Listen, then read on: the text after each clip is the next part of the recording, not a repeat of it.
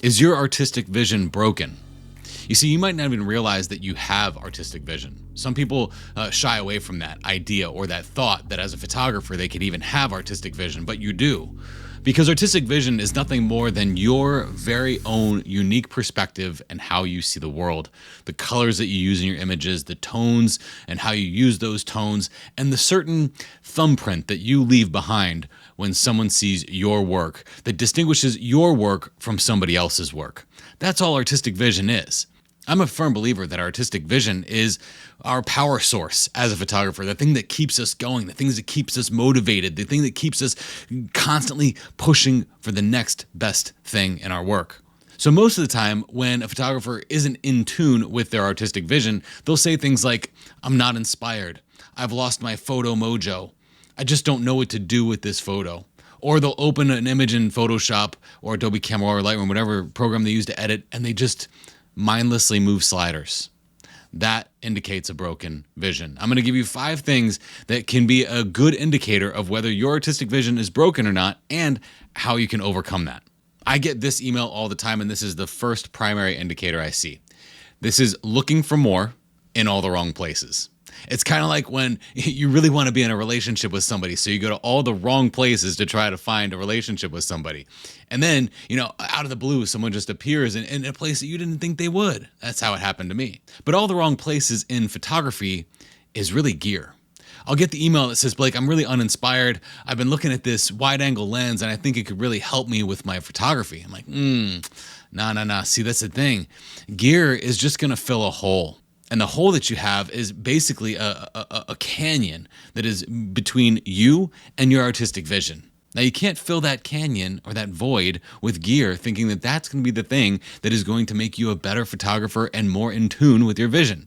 It's not going to pull you out of a rut. A new lens is not. The reality of what's going to happen is you're going to get overloaded with more stuff and not know what to do with it. Instead of getting new gear, spend that money on a new trip to a place that you haven't been before that might help inspire you to take better photos. The second indicator is not evolving over time. If you look at images from the past and you look at images from now and they look and feel the same, then your artistic vision is not evolving over time. You're stuck in the same pattern. As an artist photographer, you should be continually pushing yourself to incorporate your vision into your work and thinking of better ways to make a connection with your viewer.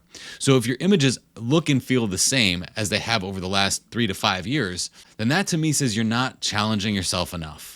When I look at this image from back in 2010 when I first went to Yosemite versus this image when I went back in 2016, there is a stark difference between how I process the image and even how I photographed the exact same waterfall. So the evolution here is not just what happens at the post-production level, but also how I see the world. To overcome this, you have to challenge yourself.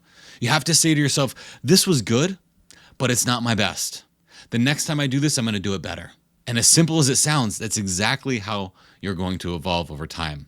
And when you're pushing yourself like that, you'll find that you don't have those ravines and those holes as much in your artistic vision because you're constantly trying to access it and put it into your work. The third indicator of a broken vision is imitation versus originality. I get this email quite a bit. "Hey Blake, I really like so-and-so's photograph over here. Here's an example. Can you tell me exactly how they got the look in this shot?" And my response is usually, no, I won't. I know because I can deduce what they did. I can even break down even the curves, adjustable layers, and even possibly the gradient maps that they used to make that effect, but I'm not going to tell you. And the reason why is because I think that what you are trying to do here is imitate somebody else's style instead of embracing your own. With that being said, I think it is a great idea to seek your peers, look at their images, and gain inspiration from the things that they're doing. But I don't think it's a good idea to imitate somebody else's style. Because essentially what you're doing is you're saying, I want their artistic vision, I don't want mine.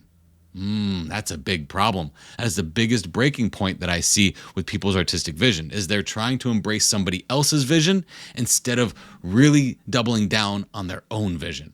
Because there's going to be more satisfaction that comes from really incorporating yourself into your work than trying to push a button to get the look of somebody else's. How do you overcome this? You embrace the fact that you are unique. You are the only one that can create the work that you create, and you can appreciate the fact that other people use their vision in their work, but you don't want their vision in your image. You're unique. Don't try to be somebody else. Fourth indicator of a broken vision is adaptability to new techniques or even new technology. Let's say the latest and greatest thing comes out, like artificial intelligence. Yep, I said it, the big buzzword. A lot of people are putting the stiff arm up saying, get away, I don't want to see it.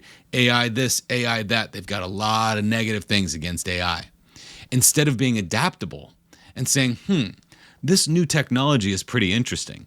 How can I use this in my own work to help me with my own artistic vision? I use things like ChatGPT all the time to have discussions about photography, to have discussions about how I can further explore my own artistic vision. Now, I'm not asking ChatGPT to make the latest and greatest technique for me in my images and trying to follow it verbatim, because that's imitation of artificial artistic vision. Not even human artistic vision.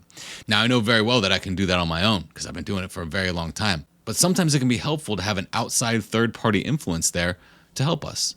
And we can look at new technology in the same way. Let's say a new tool comes out in Photoshop. Instead of saying, I don't want to use that. No, that's not for me. Can't work in my workflow.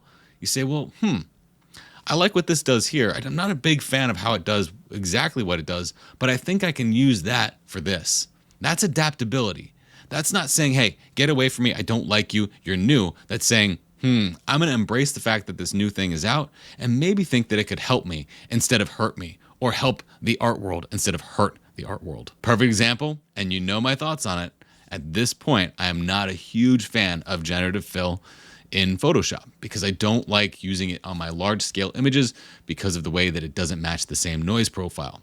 But what I have found is over on F64 Elite is that I am using generative expand, I'm using generative fill quite a bit as a teaching tool to help others, which is helping me with my own artistic vision and seeing things in a new way. So maybe I'm not going to use components of generative fill in my landscape photography, but I can use things like generative expand and generative fill to explore different types of compositions the next time I'm out in the field. I'm not giving the stiff arm to it. I'm just using it in a way that it can work for me. Now, for the sake of the video, we're going into the final thing here, but here's the deal. I could go on for about probably 2 hours talking about different ways to assess a broken vision. Emotional connection. If you don't have an emotional connection to a scene when you photograph it, it's going to be very difficult for you to have any artistic vision going into that. Why? Because your artistic vision, as we said, is your unique perspective, and your emotions are unique. They're unique to you. So if you aren't getting an emotional connection to the thing that you're photographing, your artistic vision isn't going to come in and save you, because your artistic vision and your emotions are in sync. And I know this one is probably the hardest one for many people, because being in tune and in touch with your emotions is just as difficult as being in tune and in touch with your artistic vision. So one way that you can get more of an emotional connection in your images is try to be a more emotional person. I'm a dude, I get it. And you may be a dude watching this saying, oh gosh, Blake, here you go. But be more emotive with your spouse. Be more emotive with your kids. Be more emotive with your friends. Tell your friends you love them. It won't hurt them. You know what? It's only going to make them feel a lot better about themselves. Tell yourself you love yourself. It ain't going to hurt you. It's only going to make you better. The more emotional connections you can make with people will make it a lot easier for you to make an emotional connection with inanimate objects. I think a lot of times we don't allow ourselves to make an emotional connection with a scene. We don't allow ourselves to make an emotional connection with people, and therefore everything there is superficial. I don't want my images to be superficial. I don't want my relationships to be superficial.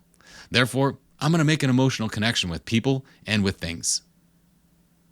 And I've found that over the years that the more I allow my emotions into my work, the better it gets. And it's happened before. Well, I'll be on location and I see something amazing happen in front of me and tears roll down my eyes. Sometimes it's the cold, but other times it's because I'm just so emotional about it. So here's the thing, and this is the bonus one. A lot of people think that motivation and passion are the thing that fuel their artistic vision, and because their artistic vision isn't strong, has something to do with their motivation and their passion. The thing is, if you are in the act of taking pictures and post-processing, you're probably motivated, and you more than likely have the passion for it.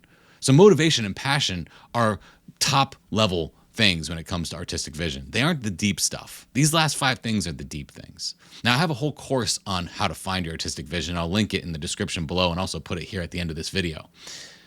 But if you're having difficulty discovering your artistic vision or jumping into your artistic vision, assess these 5 things first. And then if you'd like, go ahead and take a look at my course, Discovering Your Vision, because I'll teach you how to tap into this brain that you have here and really pull the emotion out of it and put it into your work. Now, I get it. This stuff that I just talked about here is not your typical Blake doing Photoshop tips and tricks and all the cool, flashy, sexy stuff. This stuff isn't sexy. This stuff is painful sometimes, and it hurts down here. Okay. But in order for you to do that really cool stuff in Photoshop, you're going to have to dig deep, pull this thing out, look at it, assess it, tell it what it needs to do to be fixed, put that back in, and get the work done. Thank you very much for taking the time to watch this. I do sincerely appreciate it. If you haven't done so already, please consider subscribing. I like to take difficult things in Photoshop, make them seemingly simple so you can use them in your workflow today. And sometimes I like to dive deep on the emotive artistic vision stuff too, because without it, all those flashy tips and tricks are all for naught.